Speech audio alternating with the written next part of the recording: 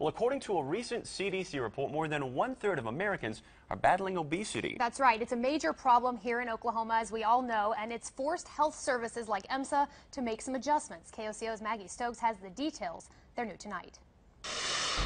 So on the outside of the ambulance, there's not a lot of difference between the bariatric ambulance and the ambulance you see every day. But when you look at the stretcher, it's wider, and there's also a ramp that allows the patient to be transported easier.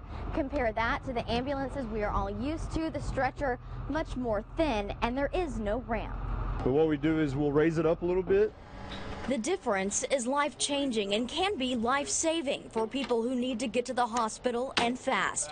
The problem, getting heavier and wider patients into the ambulance. Really, our patients have dictated it, but this will hold up to 1,600 pounds. First responders previously had to figure out how to get the patient from their home to the ambulance. Sometimes paramedics had to use tarps and brute strength to drag the patient as best they could into the unit. The way we used to do it, there wasn't a lot of dignity to it. Now with this, That's good. That has changed.